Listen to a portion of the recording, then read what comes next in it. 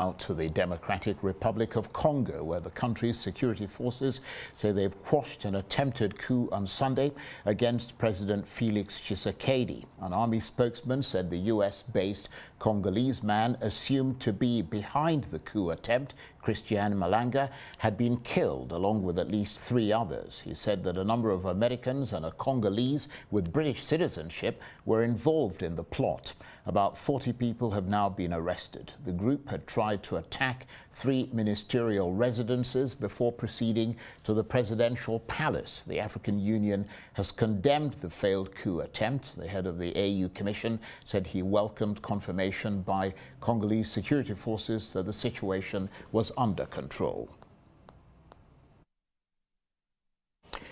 Well, from all this, I'm joined now on the line from Nairobi by Arise Africa correspondent Mark Bichachi. Good to see you, Mark. What's the latest on this coup attempt in the DRC? Well, the latest is that other than just attacking the 3 ministerial residences, they also attacked the residence of the proposed Speaker of the Parliament. Also joining Malanga was his son, Marcel Malanga, who, according to his social media, had been training for a situation such as this since a young age. So this gives a sign of someone who has been aggrieved by the Congolese government, by its governance since 2006 to 2012, when he became an army captain, having come back from the United States of America, and beyond that, running for office, being detained for 2 weeks, and then being offered a position as the National Youth Chair, which he declined. And then he went on to start businesses and train people against corruption. But this particular coup, Charles, does have very strange hallmarks, not just the presence of foreigners among the contingent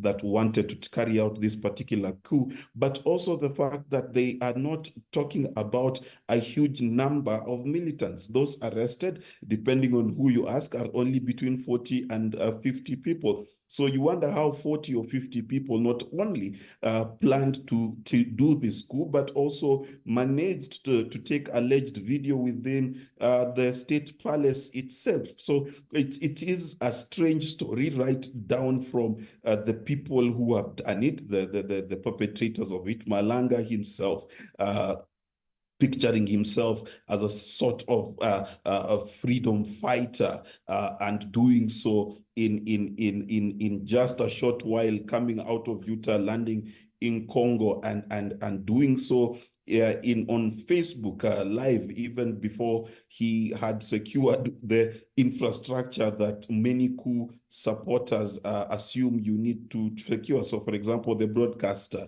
the military barracks, there are so many places, and even funnily enough, Charles, the other 3 ministerial places that he went to, he actually did not find the proposed Prime Minister Judith in her house. So how this coup was quite executed and planned seems quite haphazard, brazen, but speaks to a deeper story to the person of Malanga. Yes, and it's very interesting indeed listening to you talk about it. And of course, as you said, lots of questions yet to be answered. I mean, we're not clear how they got into the country, how long they were there, or any information about the planning of this alleged coup. And in terms of the ringleader, Christian Malanga, you mentioned that he was a Congolese former army officer who left and formed his own armed group. Yes, indeed. He joined the Congolese army in 2006, rose to the rank of captain.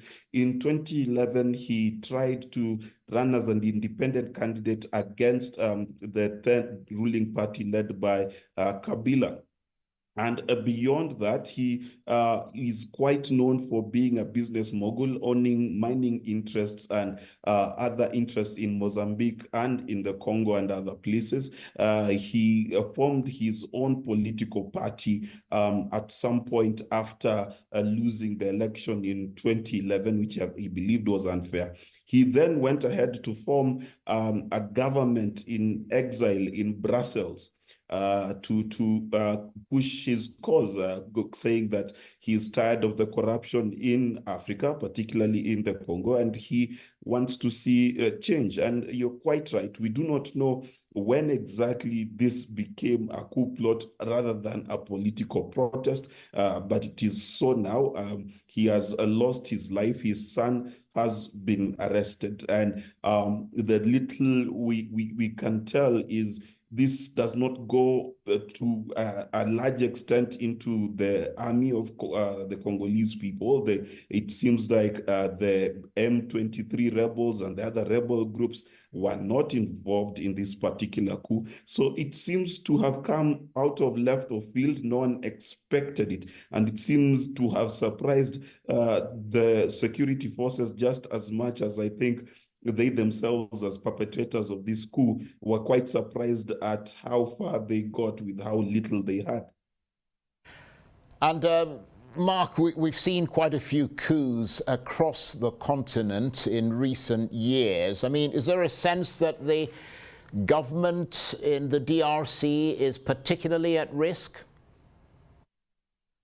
Well, the government in DRC is quite at risk, and the reason it is at risk is because of one, President Tshisekedi won the election in December. He has yet to form a new cabinet, requiring that he reduces his numbers. This is his goal from 58 ministers to 45. He's using the former prime minister to sort of hold forth with his ministers as he does tough negotiations. And these tough negotiations involve a number of things. First, they involve that the presidential coalition is over 300 parties that he has to satisfy. It is also has to address the issue of the security situation in the country with the other rebels across the eastern part of the Congo, most especially. And then also the Congo is going through a very difficult economic time. And these lengthy periods where people negotiate for positions and there's